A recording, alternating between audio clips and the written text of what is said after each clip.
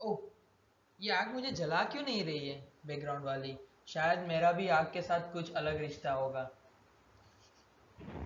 Hey friends, welcome back to my channel. कुछ समय पहले ब्रह्मास्त्र मूवी आई थी, रिलीज हुई थी 9 सितंबर को। अयान मुखर्जी 9 ईयर्स से उस पर काम कर रहे हैं, 2014 से काम चल रहा है उस पर। 2017 से उसकी शूटिंग शुरू हुई थी और मतलब बताया जा रहा है 450 प्लस करोड़ रुपीस उसका बजट था।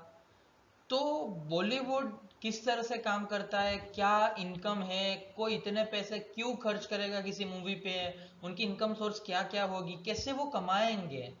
मतलब मैं यहाँ पे 100-200 रुपए दे के टिकट खर्च खरीद के मैं मूवी देखूंगा तो इनको कैसे फायदा होगा, वो पूरा बिजनेस मॉडल सिंप्लीफाई करके मैं ये वीडियो में लाया हूँ।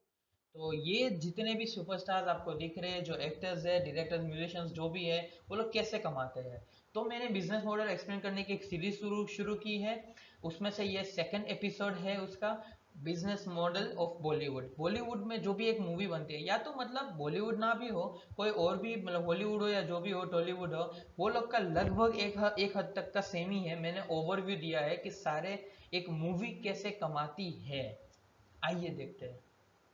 अगर आप इस चैनल पर नए हो तो सब्सक्राइब कर दीजिएगा और बेल आइकन प्रेस कर दीजिएगा, ताकि फाइनेंस या उसके रिलेटेड बहुत सारे आपके इंटरेस्टिंग इन्फॉर्मेटिव वीडियो मिलेंगे, आप उसको मिस ना करो। और अगर वीडियो इन्फॉर्मेटिव लगे तो अपने दोस्तों के साथ शेयर कीजिएगा। आइए। आप सब कुछ कुछ चीज रिपोर्ट्स देखते होंगे, या तो सुनी सुनाई बातें देखी होगी कि कुछ मूवी में पैसा कम लगाया है फिर भी ज्यादा उन्होंने कमाया, किसी में पैसा ज्यादा लगाया है फिर भी उन्होंने कम कमाया, मतलब वो मूवी की कलेक्शन बहुत कम हुई। तो आप देख सकते हो कि एक टाइम पे आई थी ये भेजा फ्राई नाम की मूवी थी, उसके दो पार्ट रिलीज हुए थे। ये फर्स्ट पार्ट था जो कि 60 lakhs के बजट में ये बन गई थी मूवी पूरी, और उन्होंने 8 करोड़ कमाया था। परसेंटेज में देखें तो बहुत ज्यादा होगा। दूसरे एक है विकी डोनर है, वो भी 5 करोड़ में बनी थी, 66 करोड़ तक कमाए थे वो। उसके ही ऑपोजिट साइड पे दो मूवी और है। एक है रावण और एक ट्यूबलाइट। रावण 130 करोड़ में बनी थी और 114 करोड़ ही कमा पाई थी, तो technically that is a loss. उन अब स्टेटिस्टिकली देखा जाए और देखे, ट्यूबलाइट भी है, 135 करोड़ लगे थे उस मूवी को बनाने में और 119 करोड़ लॉस हुआ था उनको। फिगर्स में बहुत कुछ चेंजेस हो सकती है, बिकॉज आप कुछ फिगर्स जो पढ़ोगे इंक्लूडिंग टैक्स, विदाउट टैक्स, और टैक्स के अलावा भी मतलब जीएसटी एक है, उसके अलावा भी और भी बहुत सारे चार्जेस है, कौन क्या कितने अमाउंट ले जाते हैं, वो पूरा वीडियो एंड तक देखे आपको समझ आ जाएगा। क्योंकि ये जो अमाउंट्स है आप देख सकते हो यहाँ पे, कि एक तरफ ये इस टाइप की मूवीज है जो बहुत कम बजट में बनी है और बहुत ज्यादा पैसे कमाए हैं। ये जो बहुत ज्यादा बजट की बनी है लेकिन उन्होंने लॉस किया है। तो ऐसा क्यों होता है और कैसे होता है, किसको लॉस की बोला जाएगा, क्या होगा, आइए देखते हैं। कोई भी मूवी, अगर कोई भी पैसा कैसे कमाता है वो समझने से पहले आइए हम ये समझते हैं कि कोई भी मूवी बनती कैसे है और हम तक कैसे पहुंचती है। हम तो टॉकीज में या नेटफ्लिक्स में कहीं पे भी देख लेंगे वो मूवी को, लेकिन वो बनने से लेके हमारे तक कैसे आती है और उनको हमने जो पेमेंट किया तो उन तक कैसे पहुंचता है अपना पेमेंट, वो देखते हैं। तो उसके लिए आपको जानना पड़ेगा, कोई भी मूवी होती है उस 5 स्टेजेस में बनती है, वो इस प्रोडक्शन 5 स्टेजेस में होता है। सबसे पहला है डेवलपमेंट एंड फाइनेंसिंग, दूसरा है प्री प्रोडक्शन, दूसरा थर्ड है production, fourth step is post production, and fifth and last is marketing and distribution. यहाँ तक अपने पास पहुंच जाती है। इसको थोड़ा सा डिटेल में अगर मैं बताऊँ तो ये 5 स्टेजेस में डिस्कस करते हैं। मतलब यहाँ पे क्या होगा, सबसे पहले डेवलपमेंट एंड फाइनेंसिंग देखे जाए तो प्रोड्यूसर्स जो होंगे वहाँ पे स्क्रिप्टिंग देखेंगे, मतलब कौन कास्टिंग होंगे वो सब देखेंगे, कोई बुक होंगे उसके कॉपीराइट्स खरीदेंगे। सपोज किसी बुक में से खरीदा तो उसके कॉपीराइट्स खरीदने पड़ेंगे, किसी की रीमेकिंग होगी वो कॉपीराइट्स खरीदने पड़ेंगे, कोई राइटर लेके आया उसके पास से वो खरीदने पड़ेंगे राइट सारे। और इन्वेस्टर्स को आपको दिखाने पड़ेंगे, क्योंकि कोई एक मूवी जनरल केस में अगर बहुत बड़ी बजट होती है, 50-60 करोड़ या फिर 100 करोड़ के आसपास की जो मूवीज आजकल बनती जा रही है, 300 करोड़ बनती जा रही है, तो वो कोई एक इन्वेस्टर नहीं होता है, प्रोड्यूसर, क्योंकि इसमें रिस्क भी बहुत ज्यादा होता है। कोई हिट हो गई या फ्लॉप हो गई किसी को नहीं पता, किसको, पब्लिक का जो भी ओपिनियन है वो जनरली कोई खास कर बता नहीं सकता। क्योंकि एक मूवी बनाने के लिए तो उन्होंने बना दी, पब्लिक को पसंद आएगी कि नहीं यू डोंट नो। क्योंकि उन्होंने देखा 8 करोड़ वाली मूवी सबको पसंद आई और 100-150 करोड़ वाली सबको पसंद नहीं भी आई। So there will be some investors, जो कि वो इन्वेस्टर्स को प्रोड्यूसर्स कहा जाएगा। तो वो स्टेज फाइनल कौन प्रोड्यूस करेगा, क्या करेगा, स्क्रिप्टिंग कौन, कास्टिंग, सब जो होगा, कॉपीराइट्स खरीदना, वो डेवलपमेंट एंड फाइनेंसिंग स्टेज में होता है। दूसरा स्टेज है प्री प्रोडक्शन। उसमें क्या होता है कि एक हद तक आपको फाइनेंस मिल गई तो आपने मुहूर्त शॉट वगैरह कुछ शॉट आपने ऑडिशन लेना शुरू कर दिया, और कुछ क्रू जो है वो अपना काम स्टार्ट कर देती है, स्क्रिप्टिंग या उसके बाद का भी जो भी काम है सारा, वो सब एक शूटिंग का एक हद तक काम शुरू हो जाता है, क्योंकि उनको एक हद तक के सीन्स शुरू कर देने होते हैं, एक टीजर टाइप का कुछ, क्योंकि उनको आगे भी प्रेजेंट करना होता है। तो प्री प्रोडक्शन ये शुरू हो गई, कास्टिंग से लेके सब ऑडिशन वॉडिशन सब शुरू हो गया है। उसके बाद रियल प्रोडक्शन आएगा, जब शूटिंग शुरू हो जाएगी, डायरेक्टर बैठेंगे, असिस्टेंट डायरेक्टर बैठेंगे, ये सारे लोग जो भी है एक फुटेज बनाएंगे, अलग अलग शॉट्स लेंगे, और ये अलग अलग शॉट्स को जब मिक्स करेंगे, उसको एडिट करेंगे, तब जाके पोस्ट प्रोडक्शन काम आ जाएगा, एडिटिंग, वीएफएक्स वगैरह। ब्रह्मास्त्र अगर आपने देख ली है तो वीएफएक्स उसमें जो ऐड हुए वो पोस्ट प्रोडक्शन में आएंगे। चलो ब्रह्मास्त्र नहीं आपको पसंद आई है नहीं आई, दैट्स नॉट माय कंसर्न। अगर आपको पसंद आई तो भी गुड, नहीं पसंद आई तो भी गुड, दैट्स फाइन। तो ये सब जो वीएफएक्स एडिट करते हैं, सब करते हैं, असेंबल करते हैं। एवेंजर्स मूवी ले लो, हॉलीवुड की बात करें तो उन्होंने जो एडिटिंग किया, वीएफएक्स डाला, जो भी इफेक्ट्स डाला, तो वो सब पोस्ट प्रोडक्शन में होता है। फिफ्थ एंड लास्ट स्टेज जो होती है वो होती है मार्केटिंग एंड डिस्ट्रीब्यूशन। उसमें पोस्टर्स बनाना, टीजर्स बनाना, कोई भी मतलब किसको देंगे, कहाँ बेचेंगे, मतलब स्ट्रीमिंग या थिएटर्स, कौन सी टॉकीज में जाएंगे, सिंगल स्क्रीन में जाएंगे, मल्टीप्लेक्स में जाएंगे, मल्टीप्लेक्स में जाएंगे तो कितनी स्क्रीन अलॉट की जाएगी, क्योंकि ऐसा नहीं है कि एक मूवी आई तो सब लोग सभी स्क्रीन में आ भी गई। कई टॉकीज में 8-8 स्क्रीन होती है, तो 8 स्क्रीन में एक मूवी नहीं लगेगी। हाँ, बहुत ज्यादा ब्लॉकबस्टर हो या उनको इतनी बेची गई हो तो ठीक है, वरना 2-3 स्क्रीन में तो वो चलेगी, बाकी 2-3 स्क्रीन में कोई पुरानी मूवी चलेगी, और नई जो मूवी हर फ्राइडे मूवीज आती रहती है वो भी आएगी। और Amazon prime, Netflix, Zulu, Z5 या किसी को भी, मतलब किसको बेचना है स्ट्रीमिंग पार्टनर्स में, क्योंकि आजकल सब लोग फोन में भी देखना पसंद करते हैं, सब लोग टॉकीज में जाना पसंद नहीं करते हैं। तो इनमें से कौन से स्ट्रीमिंग पार्टनर्स में को बेचेंगे? जब से सीरीज का जो ये फैशन आया है या फिर ट्रेंड आया है, तब से सब लोग फोन में देखना पसंद करते हैं।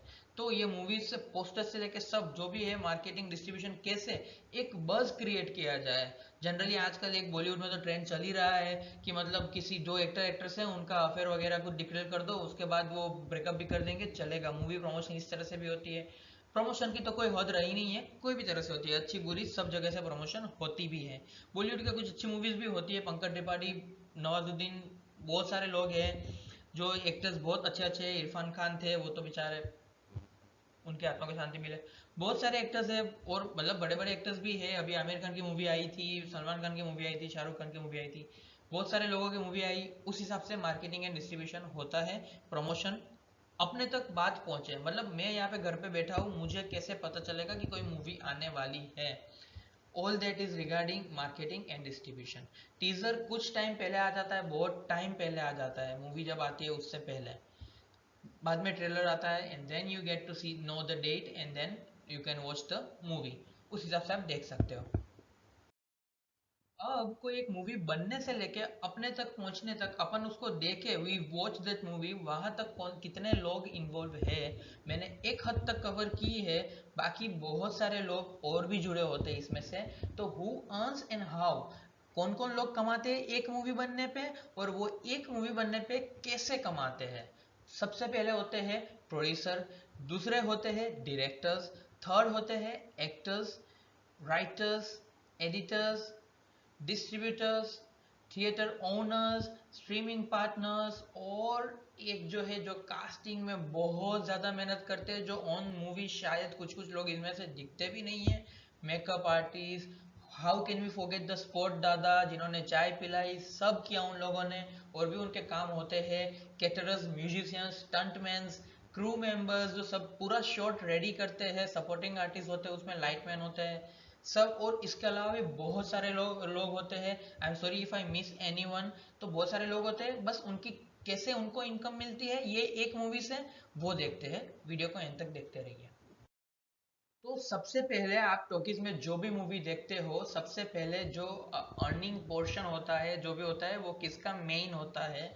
सबसे पहले मूवी बनी किस लिए, किसके वजह से? प्रोड्यूसर्स ने।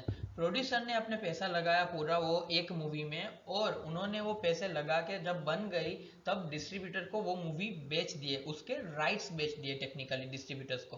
तो डिस्ट्रीब्यूटर को राइट्स बेच दिए कि तुम, ये सैटेलाइट राइट्स होती है और डिजिटल स्ट्रीमिंग राइट्स होते हैं, मूवी के राइट्स जो होते हैं, थिएटिकल राइट्स उसको बेच देते हैं डिस्ट्रीब्यूटर। कुछ कुछ मूवी में सब डिस्ट्रीब्यूटर्स भी आते हैं, छोटे छोटे सब डिस्ट्रीब्यूटर्स आ जाएंगे 3-4, और फिर वो डिस्ट्रीब्यूटर कैसे कमाएंगे, वो उसमें बहुत सारा और खर्चा करेगा और वो राइट्स बेचेंगे थिएटर ओनर्स को और स्ट्रीमिंग पार्टनर्स को। तो स्ट्रीमिंग पार्टनर्स कौन होते हैं? नेटफ्लिक्स, अमेजोन, जुलू, जी5 या बहुत सारे, सॉरी जुलू नहीं, हुलू, बहुत सारे लोग होते हैं। तो उन लोगों को बेचेंगे, टॉकीज में बेचेंगे, कौन सी टॉकीज को जाएगा ये सब डिस्ट्रीब्यूटर उनके नाम पे ही है, डिस्ट्रीब्यूट कर देंगे मूवी के राइट्स को, उसके सैटेलाइट राइट्स और डिजिटल स्ट्रीमिंग राइट्स जो है वो दे देंगे किसी टॉकीज वाले को, जो सिनेमा ओनर्स है उनको बेच देंगे वो राइट्स। वो एक रील बेचेंगे, आपने कई, अगर आपने पता नहीं हो तो ये इस टाइप की कोई रील आती है वो बेच देते हैं। टेक्निकली इससे भी अलग बहुत सारी, एक हार्ड डिस्क हो गई है, बहुत सारी चीजें आ गई है अब नई नई तो, लेकिन इस टाइप की एक रील बनती है, वो रील टॉकीज को बेची जाती है वो। अब हमने देखा कि दो टाइप के लोगों को ये मूवी बेची जाती है, एक थिएटर ओनर्स और एक है स्ट्रीमिंग पार्टनर्स। तो वो लोग कैसे कमाते हैं? तो टॉकीज वाले तो आपको पता ही है, आपने आप 100, 200, 500, 1000 रुपए जो भी टिकट आपने खरीदी, वो पैसे डायरेक्ट टॉकीज वाले को मिलेंगे, तो वो थिएटर ओनर्स को मिलेंगे। या फिर आपने कुछ खाना खरीदा, जो भी स्नैक्स होते हैं वहाँ पे, जो भी आपने खरीदा है, जो भी टिकट खरीदी प्लस फूड वगैरह, पॉपकॉर्न वगैरह जो भी है, वो थिएटर ओनर्स को पैसे जाएंगे उसके। दूसरे है स्ट्रीमिंग पार्टनर्स, नेटफ्लिक्स या अमेजोन या जी5 या जो भी आपने प्लान उनका सब्सक्रिप्शन लिया, महीने का, क्वार्टरली या ईयरली, जो भी आपने सब्सक्रिप्शन लिया, मेंबर बनने के लिए आपको बेनिफिट्स दिए गए, तो वो पैसे उनको मिलेंगे। ये मूवी उनको मिली, मूवी उनको बेची गई, इन लोगों ने मूवी खरीदी ओनर से, डिस्ट्रीब्यूटर से, और फिर यहाँ पे अपने स्ट्रीमिंग पार्टनर्स अपने नेटवर्क में डाल दी, और हम वो वॉच करेंगे, वो देखने के लिए हमने उनको पेमेंट किया, सब्सक्राइब किया उनकी, मतलब जो भी उनकी जो सर्विस है, हमने उनकी सर्विस खरीदी। सब्सक्राइब से मुझे यूट्यूब याद आ जाता है बार बार, यूट्यूब चैनल अभी तक अगर आपने सब्सक्राइब नहीं किया तो कर दीजिएगा ना प्लीज़, बहुत मेहनत लगती है एक वीडियो बनाने के लिए। आइए वीडियो को आगे में बढ़ते हैं। तो आपने समझिए एक चीज़, कि मैं आज अगर 200 रुपये की टिकट खरीदता हूँ, मैंने टॉकीज वाले को दिया, या फिर मैंने जो 299, 399 या 1500, 2000 जितने का भी सब्सक्रिप्शन हो, मैंने नेटफ्लिक्स या अमेजोन का लिया, तो वो मैंने अगर पैसे देता हूँ तो वो डायरेक्ट डिस्ट्रीब्यूटर्स तक जाते हैं, डिस्ट्रीब्यूटर्स का एक एक शेयर जाता है, एक शेयर प्रोड्यूसर तक जाता है, मैं जो भी एक टिकट देता हूँ उसमें से। कभी कभी परसेंटेज भी ऐसे डिसाइड होते हैं, कुछ परसेंटेज टॉकीज वाले लगते हैं, कुछ परसेंटेज डिस्ट्रीब्यूटर्स के पास जाता है, और प्रोड्यूसर डिस्ट्रीब्यूटर के भी कुछ परसेंटेज डिसाइड होते हैं कभी कभी, और वो वीकली भी चेंजेस होते हैं, depends on the contract they made. कौन सा कॉन्ट्रैक्ट बनाया उन्होंने, कि फर्स्ट वीक 50-50% भी हो सकते हैं, 70-80 भी हो, 70-30 भी हो सकता है, 80-20 भी हो सकता है, सेकंड वीक से कम भी हो सकता है, ऐसा डिपेंड्स, कॉन्ट्रैक्ट अलग अलग होता है। या तो कभी कभी क्या करते हैं, प्रोड्यूसर पूरी की पूरी मूवी ही बेच देती है डिस्ट्रीब्यूटर को, और टोटल रिस्क डिस्ट्रीब्यूटर पे आ जाएगा। लेकिन कभी कभी आधा आधा रिस्क भी बेयर करते हैं, डिस्ट्रीब्यूटर को लगता है कि ये मूवी में पूरा बेयर नहीं कर पाऊंगा या फिर नहीं करना है मुझे, तो वो आधा आधा शेयर रखेंगे, प्रॉफिट या लॉस जो भी होगा प्रोड्यूसर्स एंड डिस्ट्रीब्यूटर्स आधा आधा कर लेंगे। नेक्स्ट, और इन लोगों को आपने देखा ही होगा कोई ना कोई मूवी में जो भी एक्टर्स है, तो अगर आपको जानना है कि जैसे कि डायरेक्टर्स, एक्टर्स, राइटर्स, एडिटर्स, और मतलब स्पोर्ट दाता से लेके मेकअप आर्टिस्ट से लेके सारे लोग जो है मैंने एक ही में कवर कर लिया। अगर इनका एक पूरा बजट बनता है कि उनको कैसे कमाना होता है, तो उनको एक सैलरी दी जाती है कोई भी एक मूवी पे। बाकी इनकम उनकी अलग होती है कि उन्होंने कहीं और, मतलब जैसे कि आजकल बहुत सारे राइटर स्टैंड अप कॉमेडी भी कर रहे हैं, तो वो यूट्यूब में डाल दिया, वो उनकी अलग इनकम हो गई। एक्टर्स जो होते हैं उनको पेड प्रमोशंस मिलते हैं, मतलब ब्रांड प्रमोशंस मिलते हैं इंस्टा पे, या फिर अलग से भी एडवर्टाइज करने के लिए टीवी में जो एडवर्टाइज आती है वो उनके एडवर्टाइजमेंट्स दे दी, सभी एडवर्टाइजमेंट्स करने के लिए भी मिलती है, लेकिन एक मूवी में उनको एज अ सैलरी मिलती है। और मैं आपको एक चीज़ बता दूं, बहुत सारे डायरेक्टर्स, एक्टर्स जो बड़े बड़े होते हैं, जो मतलब जैसे सलमान खान, आमिर खान जो है, वो लोग बहुत सारी मूवी में प्रॉफिट शेयरिंग भी लेते हैं। आमिर खान जनरली ऐसा बताया जाता है कि वो सारी मूवी में, अभी पिछली जो नेक्स्ट जो फ्यू मूवीज आई है उसकी लेटेस्ट जो भी थी, तो वो सारी मूवी में प्रॉफिट शेयरिंग ही लेता था, he is charging zero salary, उसको कोई सैलरी अमाउंट नहीं मिलेगा, वो डायरेक्ट वो प्रॉफिट शेयरिंग होगा, प्रॉफिट हुआ तो भी उसका, लॉस हुआ तो भी उसका, एक परसेंटेज डिसाइड होगा, 20, 30, 40, 50 जो भी परसेंटेज होगा। बड़े एक्टर्स परसेंटेज पे जाते हैं, प्रॉफिट शेयरिंग में जाते हैं, और जो नए नए होते हैं या फिर सब बड़े एक्टर्स ऐसा नहीं भी मानते, तो कुछ लोग ऐसा सैलरी भी ले लेते हैं। बाहुबली में जैसे प्रभास ने सैलरी ले ली थी, उसके बाद मान लो उनकी और कोई मूवी आई तो प्रभास ने कोई प्रॉफिट शेयरिंग ले सकते हैं उसमें, चलता रहता है, depends on agreement between the producers and the actors. तो आशा करता हूँ कि आपको वीडियो पसंद आया हो, कोई इन्फॉर्मेशन, कोई नॉलेजेबल वीडियो आपको लगा हो। ये यहाँ तक आपने वीडियो देखा तो थैंक यू फॉर वॉचिंग। अगर आपने अभी तक चैनल सब्सक्राइब नहीं किया तो कर दीजिएगा और बेल आइकन प्रेस कर दीजिएगा।